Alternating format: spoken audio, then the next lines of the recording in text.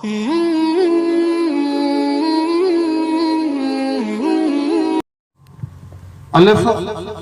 अलख मन में कयो कापड़ियन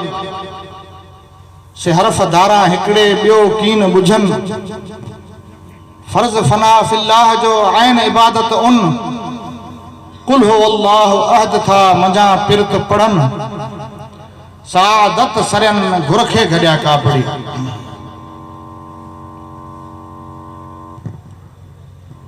जीमो जोगिड़ियन जी जीमो जोगी अड़न जी जा निहारिम जू जीमो जोगी अड़न जी जा निहारिम जू त अकल उत ओरहू रहियो हू हलिया समा हू मुखे इन मज़कूर जी बास न पई भू अल हुब्बु लिल्लाह वल बुग़्ज़ु लिल्लाह या खासी समझन खू वनी रू बरू घुरखे घड़िया कापड़ी।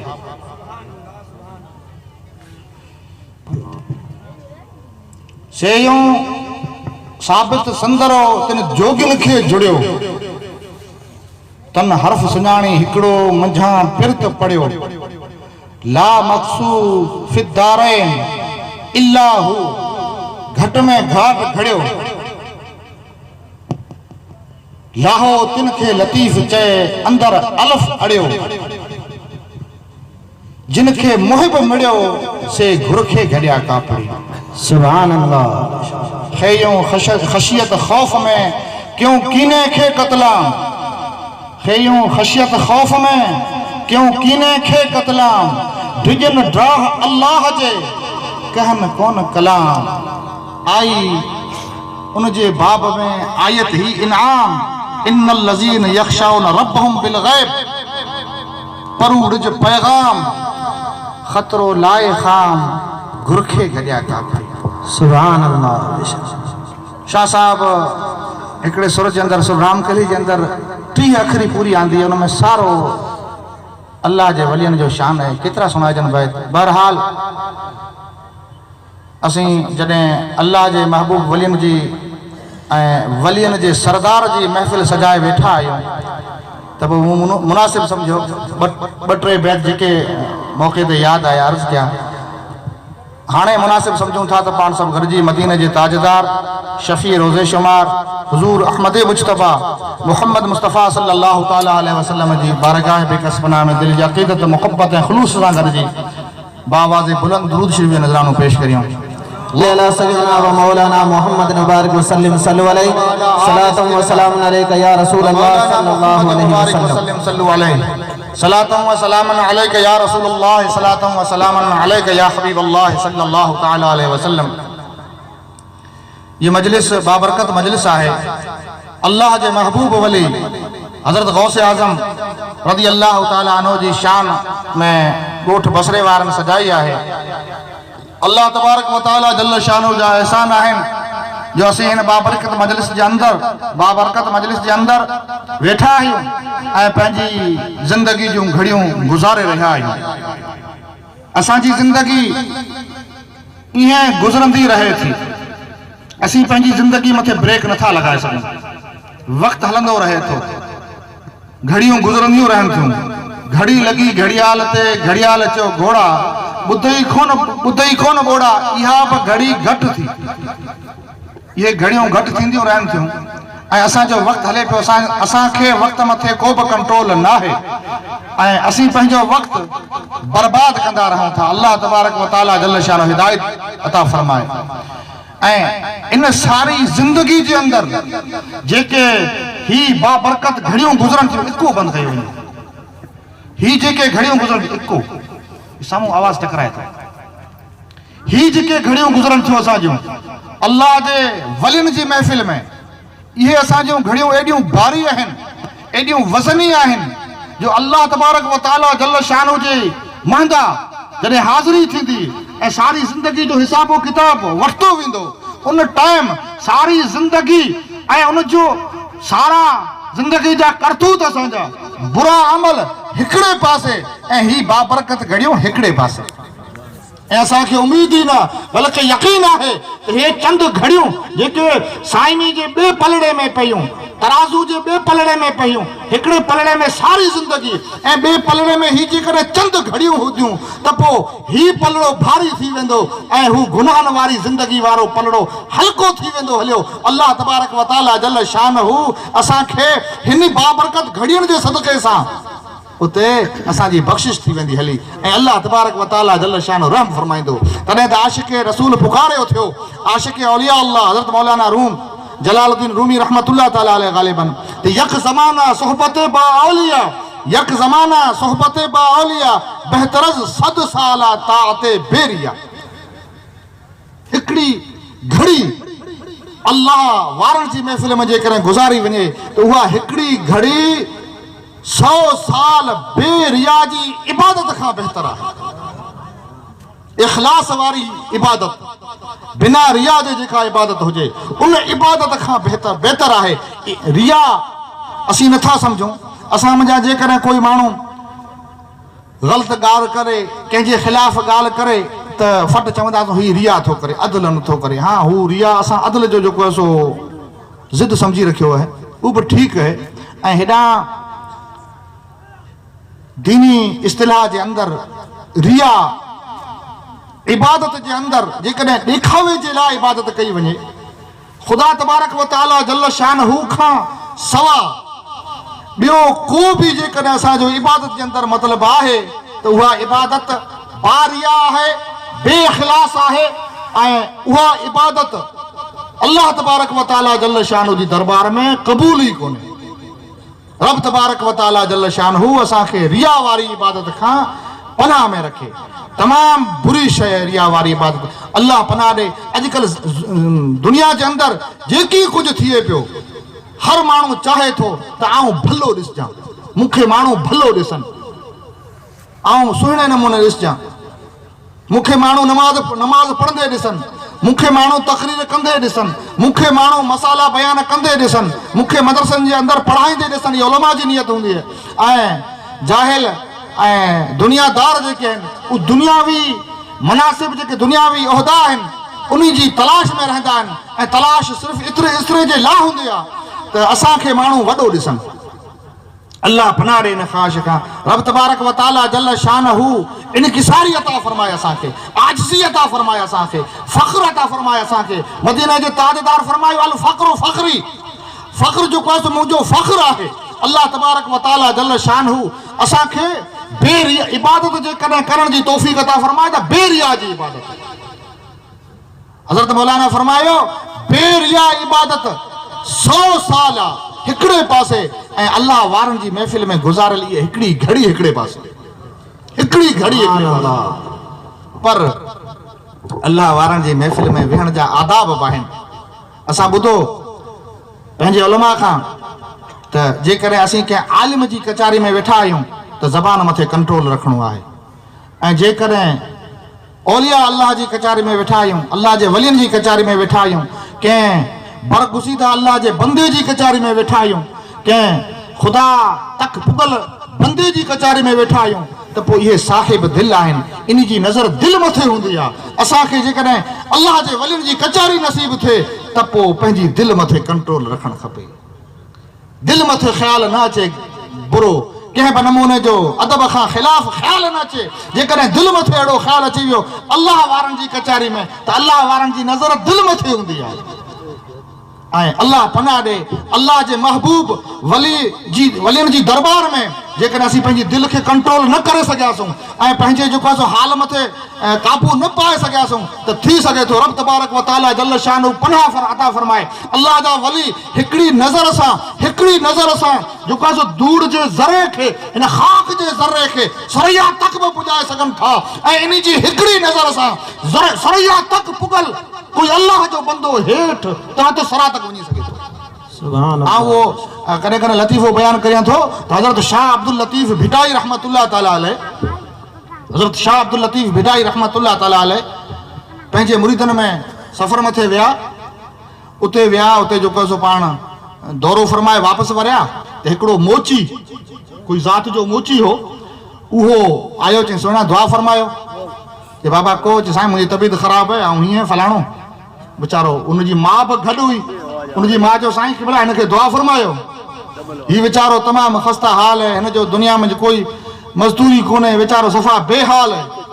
पाण फरमायो मोह हेॾे कर। उन मोह क़रीब कयो, पाण पिक विधऊं मोह में ऐं सर मथे हथ घुमायूं कि वञ तूं हाणे जेको आहे जीअं तुंहिंजी ज़बान में निकिरंदो अल्लाह तबारक व तआला जल शान उम करे छॾींदो। हू घर हली आयो, जेकॾहिं कंहिंखे फूको ॾेई ॾे पाणी मथे, तूं पाणी आबे शफ़ा बणिजी वञे हलियो। जेकॾहिं कंहिं साम्हूं नज़र करे त माण्हू उनजो नज़रनि सां कमु थी वञे हलियो। अची शोहरत थी, फलाणो मोची, फलाणी माई जो पुटु ज़बरदस्त ख़ुदा रसीदा आहे, उनजी ज़बान मां जेकी कुझु निकिरे थो सो थी वञे थो। माण्हू पुॼण लॻा, मेड़ा लॻण लॻा, बसि हुन मथे ज़बरदस्त भीड़, कई ॾोरनि वारा, कई तावीज़नि वारा, कई बोतलनि मथे फीणा विझाइण वारा, दम कराइण वारा, के वीचारा मुसीबत ज़दा उते पुॼी विया। जेके बि वञनि मुसीबतूं पंहिंजियूं खणियो वञनि, उते वञनि त पोइ अल्लाह तबारक व तआला जल शानहू अल्लाह जे वली हज़रत शाह अब्दुल लतीफ़ भिटाई रहमतुल्लाह तआला अलैहि जी करामत ज़ाहिर थी ऐं हू मोची जंहिंखे जंहिं मथे नज़र करे, जंहिंखे जेको सो दम करे ॾे, उन वीचारे जो कमु थी वञे। जंहिंखे करे दम उनजो थी वञे कमु। अहिड़े नमूने कमु पियो हले, ज़बरदस्त शोहरत थी हली। 2 साल 4 साल 5 साल 10 साल वला आलम केतिरो अरसो गुज़री वियो। तंहिंखां पोइ शाह साहिब उन ई इलाइक़े जे दौरे मथे आया। शाह अब्दुल लतीफ़ भिटाई रहमतुल्लाह तआला अलैहि उन ई इलाइक़े जे दौरे मथे जॾहिं आया, तॾहिं माण्हू भिट धणींदा वञण लॻा। शाह साहिब मथे मेड़ो थियो ऐं मोची मथां भीड़ घटी वई हली। उते माण्हू को वञे न, तॾहिं मोची जी माउ खे ॾुखियो लॻो। थोरो मोची जी जेको माउ हुई उनखे ॾुखियो लॻो। उनखे ॾुखियो लॻा त उन चिठी लिखी शाह साहिब मथे। उन चिठी लिखी, चिठी में 2-4 अखर सिर्फ़ु लिखी ऐं लिखी रवानो कई शाह साहिब खे वञी ॾिजा। शाह साहिब उहा चिठी पढ़ी ऐं फौरन उनजो हेठां जवाबु लिखियो। उहा हिकिड़ी सतर लिखियलु, उन हेठां ॿियो जवाबु लिखियो। मोची जी मां लिखियो हो, वाटर विया वही दॿाए छॾियो दरिया। वाटर विया वही दॿाए छॾियो दरिया खे। माना वाटर सिंध में जेके हिते असां वटि जेको नहरी इलाइक़ो आहे, वॾी नहर न, उन मथां वरी हिकिड़ी शाख फुटे, शाख मथां वरी वाटर जेको बनीअ में पाणी पुॼाए, उहो मामूली हेॾो धुरो हूंदो, जंहिंखे धुरो बि चवनि, वाटर बि चवनि, हेतिरो बसि हेतिरो हुजे, हेतिरो पाणी अचे सिर्फ़ु। वाटर विया वही दॿाए छॾियो दरिया खे। चई शाह साहिब तूं भले दरिया आहीं, मुंहिंजो पुटु वाटर आहे, पर वाटर अहिड़ो वही वियो आहे हिन इलाइक़े मथे, अहिड़ो पलटी वियो आहे जो तो दरिया जी बि हिते ज़रूरत कोन्हे, दरिया खे दॿाए छॾियो। ऐं सिंधी में मेहराण वॾे दरिया खां जेको समुंड हुयो उनखे चवनि, जंहिंमें जा दरिया निकिरे उनखे मेहराण चवनि, समुंड बि चवनि, सिंधीअ में वरी मेहराण चवनि। शाह साहिब उनजो जवाबु लिखियो, माई लिखियो हो त वाटर विया वही दॿाए छॾियो दरिया खे। पर शाह फरमायो, आई मौज मेहराण खे विया लुड़ लई।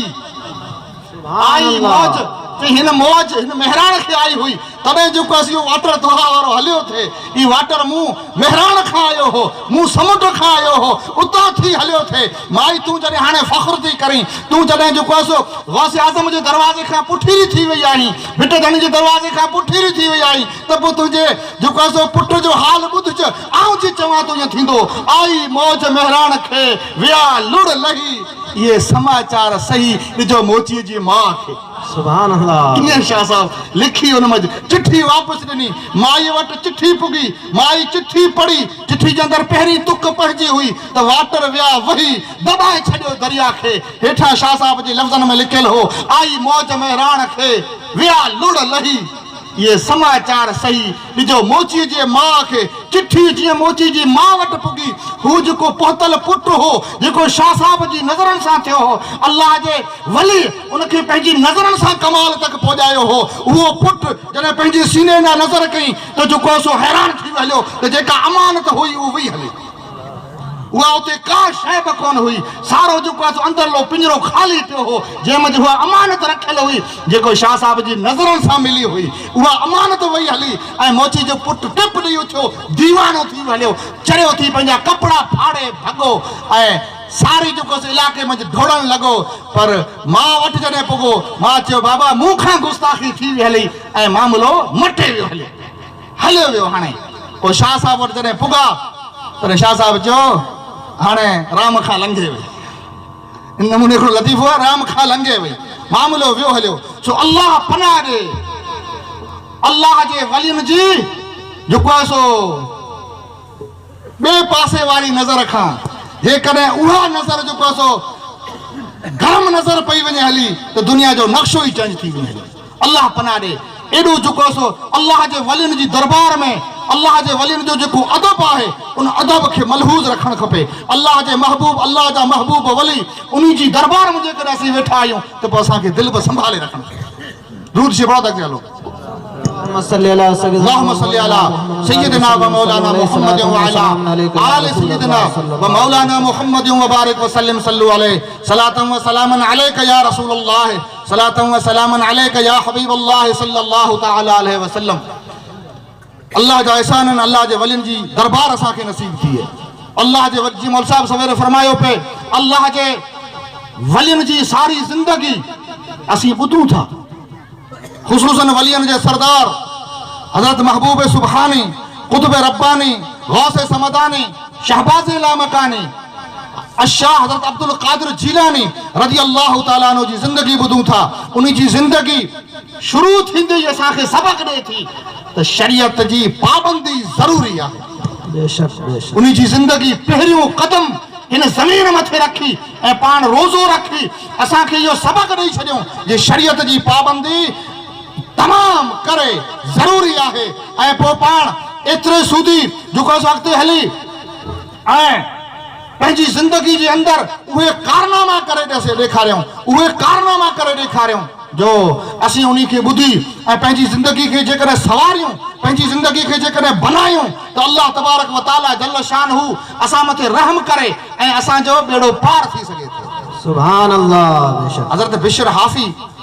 रहमतुल्लाह ताला अलैह अल्लाह जो ज़बरदस्त वली थी गुज़रियो है, अल्लाह जो महबूब वली है। अल्लाह तबारक व तआला जल शानहू उन जी हज़रत बिशर हाफ़ी जी ज़िंदगी तमाम भयानक पहिरीं ज़िंदगी हुई। रब तबारक व तआला जल शानहू पंहिंजे करम सां पंहिंजी जेको आहे सो अता सां अल्लाह जे महबूब वलियुनि जी लिस्ट में शामिल करे छॾियो। ऐं पोइ हिकिड़ो ॾींहुं ख़्वाब ॾिठईं, जॾहिं ख़्वाब ॾिठईं त अल्लाह जे महबूब नबी आख़िर ज़मान सल्लल्लाहु तआला अलैहि वसल्लम जी ज़ियारत थी, अल्लाह जे हबीब जी ज़ियारत थी। जॾहिं अल्लाह जे महबूब जी ज़ियारत थी त पोइ जेको आहे सो भाग भला थी विया हलिया, एॾा भाग भला थी विया जो हज़रत बिशर हाफ़ी रहमतुल्लाह ताला अलैह पंहिंजी जेको आहे सो उन नेमत जे करे ख़ुशी मंझि फूलो न थे समायो ऐं फरमाए थो अल्लाह जे हबीब फरमायो ऐं बिशर हल तदरी लिमा रफ़अक अल्लाहु तआला मिन बैन इकरानिक ऐं बिशर तोखे ख़बर आहे अल्लाह तबारक व तआला जल शानो तोखे एॾो वॾो मर्तबो छो अता कयो। तुंहिंजा हम ज़माना जेके बुज़ुर्ग आहिनि उन्ही मंझि तूं एॾो एतिरे क़दुरु वॾो तुंहिंजो दर्जो छो थियो आहे। हज़रत बिशर अर्ज़ कयो या रसूल अल्लाह ऐं अल्लाह जा हबीब मूंखे ख़बर न आहे मुंहिंजो जेको आहे सो एॾो मर्तबो छो थियो आहे। अल्लाह तबारक व तआला जल शानो जो हबीब फरमायो बेइत्तिबाइक ले सुन्नती व खिदमतिक सालिहीन व सुहबतिक सालिहीन तुमखे जेको ही दर्जो मिलियो आहे ही हेतिरे क़द जेको दर्जो मिलियो आहे व मुहब्बतिक li असहाबी व अहले बैती ये सबब आहिनि तोखे जेको हेतिरे सूदी अल्लाह तबारक व तआला जल शानो दर्जो अता फरमायो आहे। इहा मुंहिंजी सुन्नतनि जी इत्तिबा करणु, सुन्नतनि मथे अमल करणु ऐं सालिहीन जी ख़िदमत करणु, सालिह बाना जेके उनजी सोहबत जे अंदरि रहणु ऐं मुंहिंजे अहले बैत ऐं मुंहिंजे सहाबा किराम सां जेका मुहबत आहे उन मुहबत तुंहिंजो बेड़ो पार कयो आहे। उन मुहबत तोखे इहो दर्जो ॾिनो आहे। अल्लाह तबारक व तआला जल शानहू असांखे उहा मुहबत अता कई आहे। अहले बैत सां असीं मुहबत रखूं था, अल्लाह वारनि सां असीं मुहबत रखूं था, अल्लाह जे महबूब वलियुनि सां असीं मुहबत रखूं था। बसि असांजे अंदरि जेकॾहिं ख़ामी आहे त उहा हिकिड़ी ख़ामी आहे ऐं उहा ख़ामी आहे मुहबत सां गॾोगॾु जेको मुहबत जो तक़ाज़ो आहे आहे जेका मोहब्बत घुर्ज करे थी उहा शइ पूरी करियूं असीं जिन सां मोहब्बत करियूं था जिन अल्लाह जे महबूब वलियनि सां हुब करियूं था उन जहिड़ी जेका उन जी ज़िंदगी जेका आहे उन जे नक्श क़दम खे जेकॾहिं अपनायूं उन जी ज़िंदगी खे अपनायूं ऐं पंहिंजी ज़िंदगी जो आइडियल जेकॾहिं उन खे सम्झूं त पोइ बेड़ो पार आहे सुभान अल्लाह त पोइ बेड़ो पार आहे अगला ॾींहुं असीं वेठा हुआसीं हिकिड़ो छोकिरो मूं वटि आयो उनजे हथ में हिकिड़ो ॿ टे कड़ा हुआ हथ में कड़ा पिया हुआ मुंहिंजो ही कड़ा कहिड़ा ही कड़ा कहिड़ा आहिनि छो विधा आहिनि तॾहिं हुनजो ॿियो भाउ हो शायदि हुनजो सां ही सलमान कहिड़ा इमरान उहे विझनि था न उनजे करे विधा मुंहिंजो सुभान अल्लाह इनखे मुंहिंजो केरु जो मुस्लमान मुंहिंजो मुस्लमान चवणु जाइज़ ई कोन्हे उनखे मुस्लमान चवणु जाइज़ ई कोन्हे नाले सां को मुस्लमान नथो थिए असां केॾा वञी रहिया आहियूं असां कंहिंजी नकल करियूं पिया अफ़सोस असांजे हाल मथे सद अफ़सोस असांजे हाल मथे असांजो नौजवान तबक़ो कंहिंजी नकल करे रहियो आहे अल्लाह तबारक व तआला जल्ल शानहू पंहिंजे कलाम जे अंदरि फरमायो लक़द कान लकुम फी रसूलिल्लाहि उस्वतुन हसना अवां जे लाइ ज़िंदगी जो बहितरीन जेको नमूनो आहे सो मूं मुंहिंजे महबूब जे अंदरि रखियो आहे सुभान अल्लाह मुंहिंजे महबूब जी ज़िंदगी जो मुंहिंजे महबूब जी ज़िंदगी अवां उनखे उन ज़िंदगी जे अंदरि पंहिंजो पाण खे ढालणु शुरू करियो पंहिंजो पाण खे ढालणु शुरू कयो महबूब जी ज़िंदगी अवां जे लाइ नमूनो आहे महबूब जी ज़िंदगी जे अंदरि अवां खे सभु कुझु मिलंदो जेकॾहिं अवां फ़क़ीरी जे अंदरि ज़िंदगी गुज़ारणु चाहियो था त अल्लाह जे महबूब जी ज़िंदगी फ़क़ीर जे लाइ बि आइडियल आहे जे अवां अमीरनि जी ज़िंदगी गुज़ारणु चाहियो था त अल्लाह जे महबूब जी ज़िंदगी जे अंदरि अमीरी मौजूदु आहे जेकॾहिं अवां बादशाही ज़िंदगी गुज़ारणु चाहियो था त बादशाही बि आहे अवां जेकॾहिं आबिद आहियो त इबादत आहे अवां जेकॾहिं तालीह क़ुरान आहियो त क़ुरान शरीफ़ आहे अवां जेकॾहिं वकील आहियो त वकालत आहे अवां जेकॾहिं जज आहियो त अवां खे अदालत जो नमूनो मिलंदो अवां जेकॾहिं नौकर आहियो अवां जेकॾहिं जंहिं ज़िंदगी जे शोबे सां अवां जो तालुक़ जेको रखण जा ख़्वाहिशमंद आहियो जेके सिधा शोबा आहिनि जिन्ही शोबनि सां अल्लाह ऐं हुनजो रसूल राज़ी आहे पंहिंजी ज़िंदगी इन मुंहिंजा कंहिं बि नमूने ढालणु चाहियो था त अल्लाह जे महबूब जी ज़िंदगी जे अंदरि सारा नमूना मौजूदु आहिनि अल्लाह जे हबीब जी ज़िंदगी खे पंहिंजो जेको सो नमूनो आइडियल बनायो त अल्लाह तबारक व तआला जल्ल शानहू बि राज़ी थिए ऐं मदीने वारो ताजदार बि राज़ी थिए सुभान अल्लाह बेशक सुभान अल्लाह ऐं अल्लाह जे हबीब जी ज़िंदगी असीं कीअं ॼाणूं अल्लाह जे हबीब जी अल्लाह जे महबूब जी ज़िंदगी असीं कीअं ॼाणूं अल्लाह जा महबूब जेके वली आहिनि उन जी ज़िंदगी अल्लाह जे महबूब जी ज़िंदगी आहे अल्लाह जे हबीब जी ज़िंदगी खे असांखे जेकॾहिं ॾिसणो आहे त अल्लाह जे कंहिं वली जी ज़िंदगी खे ॾिसूं अल्लाह जे वली जो उथणु ॾिसूं अल्लाह जे वली जो विहणु ॾिसूं अल्लाह जे वली जो हलणु ॾिसूं अल्लाह जे वली जी ज़िंदगी जो हर नमूनो ॾिसूं गौसे आज़म जी ज़िंदगी मथे गौर करियूं गौसे आज़म जी ज़िंदगी अल्लाह जे महबूब अल्लाह जे प्यारे जेको सो हबीब अल्लाह जे प्यारे बरगुज़ीदा बंदे ऐं असांजे आका मदीने जे ताजदार जी ज़िंदगी गौसे आज़म जी ज़िंदगी आहे गौसे आज़म जी ज़िंदगी मदीने वारे जी ज़िंदगी आहे बसि असीं पंहिंजी ज़िंदगी खे अल्लाह वारनि जी ज़िंदगी मथे जेकॾहिं ढालण जी कोशिशि करियूं त पोइ असांजा ही प्रोग्राम बि कामयाबु असांजी जेको सो असांजूं मजलिसूं बि कामयाबु ऐं असीं हर नमूने कामयाबु थी वञूं हलिया बसि असांखे पंहिंजी ज़िंदगी खे अल्लाह जे वलियुनि जी ज़िंदगी जे मथे जेको सो ढालण जी कोशिशि करणु खपे ॾिसो हिकिड़ी चाकी हूंदी आहे चाकी ऐं हिकिड़ो हूंदो आहे नट उन चाकी जे अंदरि लकीर हूंदियूं आहिनि खांचा हूंदा आहिनि उहा चाकी उन नट मथे हीअं कसींदासूं तॾहिं अची वेंदी ॿियो चाकी चओ नट ॿियो हू खीलो उन में जो आटा हूंदा आहिनि हीअं विझो अची वेंदी बसि फिट थी वेंदी हली जेकॾहिं उहा चाकी जे अंदरि लकीरूं न हूंदियूं त फिट थींदी अंदरलो नक्श न हूंदो त फिट कोन थींदी नट मथे जेके नक्श आहिनि जेको लकीर आहे उन ई नमूने जी लकीर जेकॾहिं चाकीअ मथे त फिट थी वेंदी त असांखे असांजे लाइ असांजो मुर्शिद जेको आहे उनजो नक्श उनजा जेको सो नुक़ूश आहिनि ज़िंदगी जा जेके उनजी ज़िंदगी जा जेके नुक़ूश आहिनि उहे असांजी दिलि वारी चाकी मथे बनाइणा पवंदा बेशक सुभान अल्लाह असांजी दिल वारी चाकी मथे उन जे कदमनि जा नकूश बनाइणा पवंदा उन जे कदमनि जा नकूश जेकॾहिं असांजी दिल मथे बणिजी विया हलिया त पोइ असांजी दिल उन जे नक्शे कदम मथे फिट थी वेंदी हली ऐं जेकॾहिं फिट थी वई हली त पोइ चाकी नट में लॻी वई हली उहो नट खणी जन्नत तक